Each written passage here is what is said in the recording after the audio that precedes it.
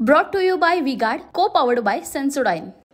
आदरणीय खासदार शरदचंद्रजी पवार साहेब, खासदार श्रीनिवासजी पाटील,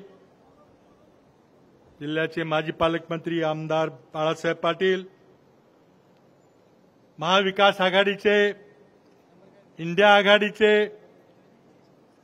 राष्ट्रवादी काँग्रेस शरद पवार गटाचे लोकप्रिय उमेदवार आमदार शशिकांतजी शिंदे, सुरेशराव जाधव, सुनील माने, सुनील मोहिते, डॉक्टर भरत पाटणकर, वर्षा देशपांडे, व्यासपीठावरील सर्व मान्यवर आणि वाईच्या विराट सभेकरता उपस्थित आपण सर्व बंधू भगिनी आणि युवक मित्रांनो, या सभेची उपस्थिती पाहिली.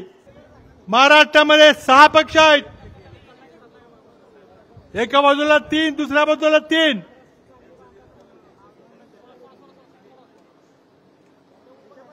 नरेंद्र मोदींची तिसरी निवडणूक आहे. माझी कमाल अपेक्षा होती की मोदींनी आपल्या 10 वर्षाच्या कारकिर्दीचा आढावा त्या ठिकाणी सादर केला पाहिजे. त्यांनी अनेक आश्वासने दिली होती, त्यातली काही पूर्ण झाली नाहीत. तुम्ही ती आश्वासनं का पूर्ण करू शकला नाही? आता तरी पूर्ण करणार आहे का? सगळे आश्वासनं जुमले होते? लोकांची अपेक्षा आहे दरवर्षी 2 कोटी रोजगार, 10 वर्षामध्ये 20 कोटी रोजगार, शेतकरी उत्पन्न 15 लाख. अरे तुम्ही एकही आश्वासन पूर्ण केलं नाही. का केलं नाही तेही सांगत नाही. आणि आता नुसती घोषणा दिली 400 पार, पण तुम्ही चर्चा मात्र काँग्रेसच्या जाहीरनाम्याची करताय. तुम्हाला जर 400 पार मिळणार असतील तर मग आमच्या जाहीरनाम्याची, विरोधी पक्षाच्या जाहीरनाम्याची चर्चा करायची काय गरज आहे? न बोललेले, आमच्या जाहीरनाम्यामध्ये नसलेले विषय आमच्या तोंडात घालून तुम्ही त्याची चर्चा करताय. याचा अर्थ स्पष्ट आहे, नरेंद्र मोदींचा आणि भारतीय जनता पक्षाचा आत्मविश्वास ढळलेला आहे. त्यांना ही निवडणूक जिंकता येणार नाही याची खात्री झालेली आहे. म्हणून अनेक सभा घेत आहेत, पण काय आहे की सभेला माणसं जमत नाहीत. 500-500 रुपये देऊन माणसं आणायचं चाललंय. अमरावतीच्या सभेचा एक व्हिडिओ व्हायरल होतोय. एक महिला एका माणसाची वाद घालतीये, पाकिटात 300 रुपये, आम्हाला 700 सांगितले होते. कुणी मधी गडप केले, माणसाचं नाव पण सांगितलंय की तो कॉन्ट्रॅक्टर होता, त्याने तर आमच्याकडनं 700 दिले, तुम्हाला 300 दिले. नरेंद्र मोदीजी, आज तुम्हाला पैसे देऊन माणसं आणल्याशिवाय सभेला माणसं येत नाहीत. लोकांच्या अपेक्षा आहेत की जनतेचे प्रश्न आहेत त्याचं बोला. आज ही निवडणूक 5 मुद्द्यावर होणार आहे. या देशातली बेरोजगारी, आमचा युवक पालकांनी जमीन विकून, आईने दागिने गहाण ठेवून पैसे गोळा करून पोराला इंजिनियर केलं असतं, पण नोकऱ्या नाहीत. इंजिनियर पोरांना पिझ्झा डिलिव्हरीचं काम करावं लागतंय पुण्यात. नोकऱ्या नाही, कारण नरेंद्र मोदींनी अर्थव्यवस्थेचं वाटोळं करून टाकलंय. आज नरेंद्र मोदी सांगतात की आमची अर्थव्यवस्था 5व्या क्रमांकाची झाली. आम्हाला अभिमान आहे. या देशातील कष्टकरी जनतेने, शेतकऱ्यांनी, कामगारांनी या देशाला 5व्या क्रमांकावर नेलंय. पण मी आपल्याला सांगतो, नीट ऐका, तर या देशाचा विकास ज्या गतीनं डॉक्टर मनमोहन सिंग आणि शरदचंद्रजी पवार हे 2004 ते 14 पर्यंत केंद्रीय मंत्रिमंडळात होते. त्या मंत्रिमंडळानं जो देशाचा विकास केला, मोदीजी तुमच्या 10 वर्षात जर त्या गतीनं विकास झाला असता तर आज आपला देश 3ऱ्या नंबरवर असता. 5व्या नाही, 3ऱ्या नंबरवर असता.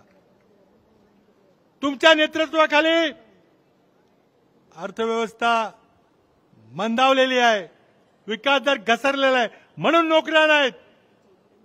आणि मोदींना सरकार चालवायला भरमसाठ कर्ज काढावं लागतंय. मगाने आमच्या अश्विनीताईंनी तुम्हाला आकडे सांगितले, तिप्पट कर्ज करून ठेवलंय, तरी बी देश चालत नाही. पगार द्यायला पैसे नाहीत, पेन्शन द्यायला पैसे नाहीत, मग भरमसाठ कर लावलाय. पेट्रोल डिझेल गॅसवर 32 लाख कोटी रुपये नरेंद्र मोदींनी डिझेल पेट्रोल गॅसच्या वर कर लावून गोळा केले, तरी बी भागत नाही. म्हणून मग नेहरूंनी इंदिराजींनी सुरू केलेले सरकारी कारखाने विकायचं चाललेलं आहे. अगदी आपल्या घरातल्या गृहिणीचं मंगळसूत्र जेव्हा घाण ठेवायची पाळी येते, तशी पाळी आज देशावर आलेली आहे. भारताचं 14 लाख सैन्य आहे, पण सैन्याचा पगार आणि पेन्शन द्यायचं मोदींना अवघड झालंय. म्हणून तर रेग्युलर आर्मी बंद करून 3 वर्ष कॉन्ट्रॅक्टवर आता आर्मी उभी करायची. अग्निवीर 19 वर्षाच्या पोराला घेतलं, त्याचं ट्रेनिंग केलं, कवायत केली, शस्त्राचं ट्रेनिंग दिलं आणि 3 वर्षाला सोडून दिलं. त्याला डिग्री नाही, पेन्शन नाही, मेडिकल फॅसिलिटी नाही. काय करेल तो पोरगा? त्याला फक्त बंदुकीचं ट्रेनिंग येते. काय तुम्ही वाटोळं करून टाकलं देशाचं. आज देशाच्या सुरक्षेबद्दल नरेंद्र मोदी बोलत नाहीत. चीननं 4000 वर्ग किलोमीटर आपला भूभाग लडाखमधला व्यापलेला आहे. आणि नरेंद्र मोदी म्हणतात नाही नाही ते काय आत आले नाहीत, त्यांनी काय जमीन घेतली नाही. उपग्रहाचे फोटो दाखवत आहेत. चीन रस्ते बांधते, पूल बांधते, नवीन नवीन शहरं लडाखमध्ये आपल्या भूमी करते, पण नरेंद्र मोदींची बोलायची तयारी नाही. आता हे अग्निवीर कॉन्ट्रॅक्टचे 3 वर्षात शिकवलेले लोक चीनचा मुकाबला करणार आहेत. मित्रांनो, दुसरा प्रश्न आहे शेतकऱ्यांच्या परिस्थितीचा. मोदींनी शेतकऱ्यांना न विश्वासात घेता, पार्लमेंटला न विश्वासात घेता 3 कायदे बदलून टाकले. आपल्या मुठभर मित्रांचा फायदा करता देशात प्रचंड मोठं आंदोलन झालं. वर्षभर आंदोलन चाललं. 700 लोकांचे त्या ठिकाणी जीव गेला, तरी बलिदान दिलं. शेवटी नरेंद्र मोदींना माघार घ्यावी लागली, ते कायदे परत घ्यावे लागले. देशाच्या शेतकऱ्यांनी नरेंद्र मोदी सरकारचं नाक मातीत रगडलं. मोदींचा अपमान झाला आणि त्या अपमानाचा बदला घेण्याकरता शेतकऱ्यावर तुम्ही आता सूड घेताय. जरा शेतीच्या मालाला दर चांगले आले की लगेच तुम्ही निर्यात बंदी करताय. साखरेवर निर्यात बंदी, गव्हाची निर्यात बंदी, तांदळाची निर्यात बंदी. कांद्याला 40 रुपये किलो दर असताना तू एकदम निर्यात बंदी करून 7 रुपये आणलं. काय वाटत असेल त्या शेतकऱ्याला? आणि आज तुम्ही फक्त गुजरात मधला कांदा निर्यात करायची हा निर्णय घेतलेला, फक्त गुजरातचा, महाराष्ट्रातला नाही. आज तुम्ही निर्णय घेतलाय की 1,33,00,000 रुपयाचं तेल आयात करायचा निर्णय घेतलाय. सोयाबीनचे दर मुद्दाम तुम्ही पाडले. शेतकऱ्यावर सूड घ्यायचं चाललेलं आहे. मतदान करताना सगळ्या गोष्टींचा विचार करावा लागेल. चौथा मुद्दा भ्रष्टाचाराचा आहे. प्रचंड मोठा अपराध. निवडणूक रोख्यातून हजारो कोटीचा भ्रष्टाचार, जगातला सर्वात मोठा स्कॅम नरेंद्र मोदींनी केला. Cashless corruption. नोटबंदीमुळे तर जीएसटीमुळे आणि लॉकडाऊनमुळे देशाचं वाटोळ झालं, लघु उद्योगांचं वाटोळ झालं, रोजगार भेटला. पण नरेंद्र मोदींनी मात्र कॅशलेस करप्शन आणलं.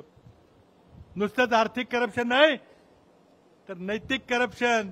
महाराष्ट्रामध्ये जे सरकार पाडली, शिवसेनेचं सरकार पाडलं, राष्ट्रवादीचं सरकार पाडलं, अरे त्या सगळ्या कृत्याला नरेंद्र मोदींचा राजाश्रय होता. नरेंद्र मोदींच्या परवानगीने हे सगळं घडलेलं आहे. तुम्ही सांगताय न खांगवा न खाणे दूंगा, याच्यापेक्षा मोठा भ्रष्टाचार नाही. म्हणून मग शेवटचा मुद्दा, आपला देश आता हुकुमशाहीकडे चाललेला आहे. 370 खासदार पाहिजे, 400 पार पाहिजेत. का पाहिजेत? काही खासदार भाजपचे बोलले आम्हाला संविधान बदलायचं आहे. आज डॉक्टर बाबासाहेब आंबेडकरांच्या ज्या संविधानामुळे नुसताच आंबेडकरी जनतेला नाही नुसताच ओबीसीला नाही, तर तुमच्या आमच्यासारख्या बहुजन समाजाला देखील लाभ मिळालेला आहे. 47 पूर्वीची काय परिस्थिती विचार करा. या राज्यघटनेमुळे आपल्याला समान अधिकार समान न्याय मिळालेला आहे. ती राज्यघटना बदलायची आहे. जेव्हा राज्यघटना तयार होत होती तेव्हा आरएसएस वाले म्हटले की नव्या राज्यघटनेची काय गरज आहे, आपल्याकडे मनुस्मृती आहे. त्यांना पुन्हा वर्ण व्यवस्थेवर आधारित समाज व्यवस्था आणायची आहे. आपण डोळ्यात तेल घालून त्याने निवडणुकीमध्ये शशिकांत शिंदे यांना निवडून दिलं नाही तर पश्चाताप करायची वेळ येईल. माथाडी कामगारांचा मुलगा, तुमच्या शेजारच्या जावली खोऱ्यातला हा युवक, आज तुम्हाला दररोज हाक माराल तेव्हा तुमच्या हाकेला ओ द्यायला भेटायला येईल. आज विरोधी पक्षाच्या उमेदवारांना 5व्या वेळेला तिकीट मिळतंय. 5व्यांदा दिलं तिकीट. 15 वर्षात तुम्हाला कधी भेटले? 15 वर्षात तुमच्या सुखदुःखात कधी सहभागी झाले? निवडणूक आले की लगेच पुन्हा जायचं, छत्रपती नाव सांगायचं, पुन्हा तिकीट घ्यायचं. आता सातारा लोकसभा मतदारसंघातली जनता, वाईची जनता, आमच्या कराडपाट्याची जनता बिलकुल आता त्या भूलथापांना बळी पडणार नाही. सरकारने कितीही प्रेशर टाकलं, मोदींनी आणखी 2 सभा घेतल्या तरी काही उपयोग होणार नाही. की वाईच्या प्रचंड सभा पाहिल्यावर कुणाच्या मनात विश्वास राहणार नाही की शशिकांत शिंदे हे 4 तारखेला जेव्हा निकाल लागेल तर प्रचंड बहुमताने विजयी होतील. मागच्या वेळेला 2 पक्षांनी 90,000 मतांनी पाडलं. आता तर शिवसेना आलेली आहे, 3 पक्ष आहेत. 1.5 लाखाच्या पुढे मार्जिन होणार कराय, हातवर करा. आज पवार साहेब खास आपल्याला भेटायला इथं आलेले आहेत. त्यांना आपल्याला ऐकायचंय.